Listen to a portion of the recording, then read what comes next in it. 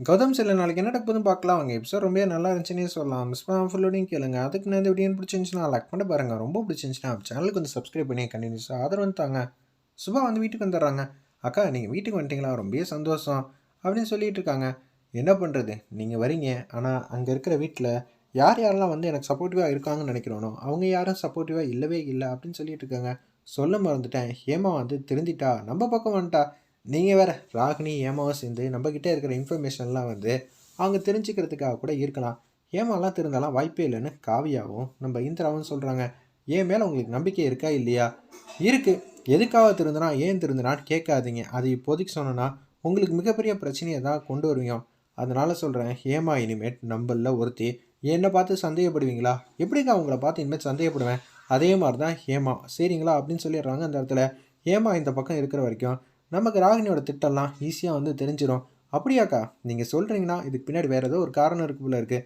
ஆமாம், ராகினி வந்து ஏமாவை ரொம்ப மிகப்பெரிய வந்து அடி வந்து கொடுத்துருக்கா, அதுவும் முதுகில் குத்திருக்கா. இந்த விஷயம்லாம் சொல்லி புரிய வச்சுட்டேன், என்ன ஏதுன்னு மட்டும் கேட்காதீங்கிற மாதிரி அந்த மாத்திரை விஷயத்த சொல்லாமல் இன்டெரக்டாக வந்து பேசுகிறாங்க. அந்த இடத்துல நம்ம சுபா. சரி சாப்பிடமாமா அப்படின்னு சொல்லும்போது காய்கறியெல்லாம் வந்து வாசல்லே வந்து வச்சுட்டு போயிட்டாங்க கௌதம். இதை வந்து பார்க்குறாங்க.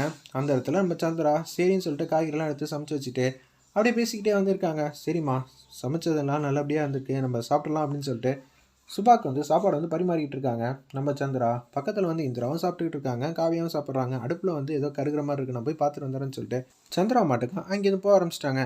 எனக்கு கௌதம் நினப்பாவே இருக்குது, எனக்கு சாப்பாடெலாம் வேணாம், நீங்கள் சாப்பிடுங்க.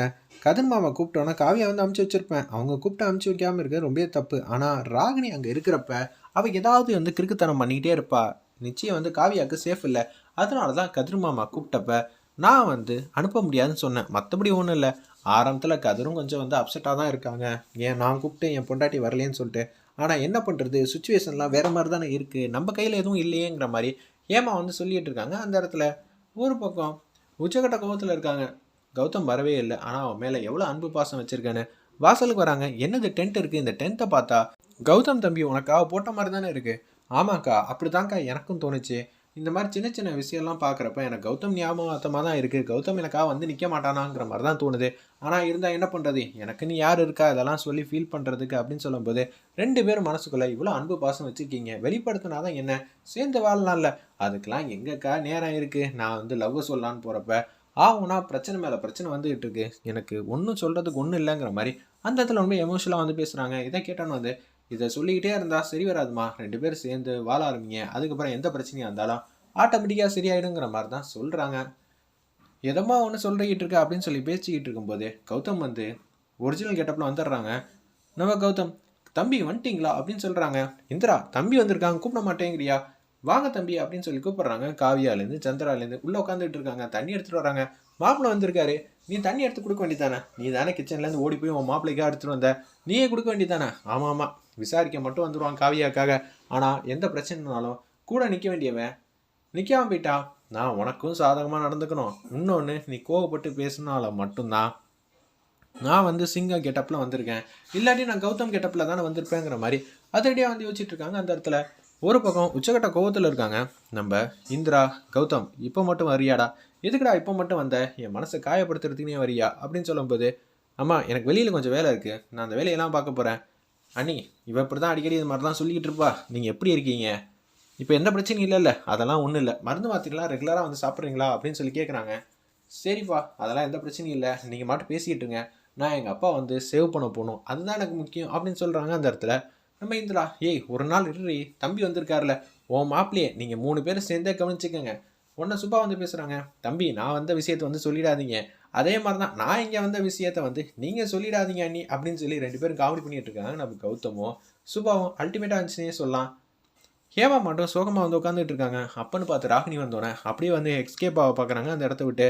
என்னடி கட்சி மாறிட்டியா, என்னங்க பேசுகிறீங்க, நான் போய் கட்சி மாறிட்டேனா, உனக்கு எவ்வளோ பெரிய ஆப்பு வரப்போகுது தெரியுமா, என்னடி பேச்செல்லாம் தினிச்சா இருக்குது, என்ன ஆச்சு உனக்கு, நீங்கள் தானேங்க திட்டம் போட்டு கொடுத்தீங்க, அதனால தானே நான் நடந்துக்கிட்டேன் அவங்க பக்கம் இருக்கிற மாதிரி, எனக்கு ஒன்றுமே புரியலையே, அப்படியெல்லாம் நான் அதுவும் திட்டம் போட்டு கொடுத்த மாதிரிலாம் எதுவும் ஞாபகம் இல்லையே. ஏமா, இப்போதைக்கு நம்ம ராகினிக்கு சைடுக்கு ஆப்பு வைக்கணும்னா குழி பறிக்கணும், கொஞ்சம் கொஞ்சமாக குழி பறித்து அவளை நிரந்தரமாக வந்து உள்ள தள்ளணும், என்றைக்கா இருந்தாலும் மிகப்பெரிய ஆப்பு வச்சிடலாம், கவலைப்படாதாங்கிற மாதிரி தான் யோசிக்கிறாங்க அந்த இடத்துல நம்ம ஹேமா. இப்போ இந்திரா எப்படி இருந்தாலும் இந்த வீட்டுக்கு வருவா. வந்தா என்ன ஆகும் தெரியுமா?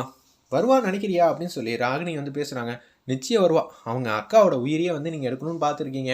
அப்படி இருக்கும்போது இந்திராண்ணா உன்னை சும்மா விட்டுருவாங்க. அது மட்டும் இல்லாமல் நீங்கள் கடைசியில் வந்து பட்டுப்புடவையில் நெருப்பு வேற வச்சிங்க. இதெல்லாம் பார்த்துக்கிட்டு அவள் எப்படிங்க சும்மா இருப்பா? திருப்பி அடிக்க வரதான் செய்வா. வந்தா நீங்கள் தாங்குவீங்களா? ஏய் என்ன நினச்சிக்கிட்டு இருக்க? அந்த பக்கம் பேசுகிற? இல்லைங்க, அது மாதிரி நான் அன்பா பாசமாக பேசுனேன்னு வச்சுக்கோங்களேன், ஊரில் இருக்கிற இந்திரா என்னென்ன நடவடிக்கை பண்ணுறா என்ன ஏதுன்னு தெரிஞ்சுக்கிட்டு உங்கள்கிட்ட நான் அப்டேட் சொல்லுவேன்ல. இந்திராவை நம்ம சும்மா விடக்கூடாதுங்க. இந்திராவை நம்ம திருப்பி அடித்து அவளை ஏதாவது காணாமல் போகணும். இந்திராவை இல்லை ஒன்றை தான். ஆனால் வெளியில் நான் இந்திரான்னு தான் சொல்லுவேன். ஆனால் கூடிய சீக்கிரம் உனக்கு எவ்வளோ பெரிய ஆப்பு வைக்கணுமோ அது எல்லாத்தையும் என் கையாலேயே வச்சு உன்னை நான் இந்த வீட்டை விட்டு துரத்தணும். அதுக்கு தான் நான் ஆசைப்பட்டுட்டு இருக்கேங்கிற மாதிரி உச்சகட்ட கோவத்தில் வந்து பேசுகிறாங்க. எதுக்கடி இவ்வளோ கோவமாக என்னை பார்த்து முறைக்கிற? உங்களை பார்த்து முறைக்கலைங்க, அந்த இந்திரா தாங்க.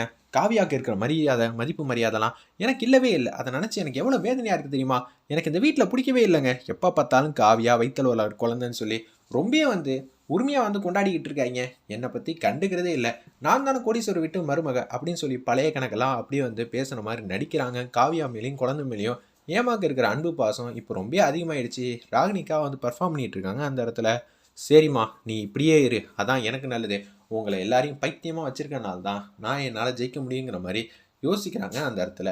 நம்ம ராகினி சொல்லிட்டு அவங்க மட்டும் போகிறாங்க. சிங்கை பார்க்கலான்னு சொல்லிட்டு வெளில வராங்க. பார்த்தா சிங் இல்லை. சிங்குக்கு வந்து ஃபோன் அடிக்கிறாங்க. கேஷுவலாக வந்து கௌதம் வந்து இவங்கள்ட்ட பேசிகிட்டு இருக்கப்ப, ஐயோ இங்கள்கிட்ட வேறு பேசணுமா, என்ன பண்ணும் எது பண்ணுன்னு தெரியாமல் பாட்டத்தின் உச்சத்தில் இருக்காங்க அந்த இடத்துல. நம்ம கௌதம் வெளியில் வந்துடுறாங்க. எனக்கு வேணும் மேடம். என்ன வேணும் உனக்கு? என்னடா சொல்கிறேன்? எனக்கு லீவ் வேணும். நான் இப்போ ஜிம்மில் இருக்கேன். இன்றைக்கி ஒரு நாள் ஃபுல்லாக ஒர்க் அவுட் இருக்குது. நான் செஞ்சாகணும். வாரத்துக்கு ஒரு நாள் ஆகுது. நான் இது மாதிரி செய்யணும் மேடம், மன்னிச்சிருங்க. என்னடா என்கிட்ட இன்ஃபார்ம் பண்ணவே இல்லை. இது உங்களுக்கே தெரியும் ஆஃப்னு நினைக்கிறேன் மேடம். தயவு செஞ்சு கொடுங்க, இல்லாட்டி சிங்க்கு பெரிய பிரச்சனையாயிடும் மேடம். ஒரு நாளாவது ஒர்க் அவுட் ஃபுல்லாக பண்ணணும். நான் ஜிம்மில் இருக்கேன், நான் வர முடியாது அப்படின்னு சொல்லிடுறாங்க அந்த இடத்துல. இப்போன்னு பார்த்து சொன்னால் என்ன, சந்திரா வந்து இதெல்லாம் கேட்பாங்களா இல்லையான்னு சின்னதாக ட்விஸ்ட் வச்சுருக்காங்க. சந்திரா வந்து கௌதம் பக்கத்தில் இருக்கிற மாதிரி காட்டுறாங்க. கௌதம் வந்து சிங் மாதிரி பேசிகிட்டு இருக்காங்க. வெயிட் பண்ணி பார்ப்போம்.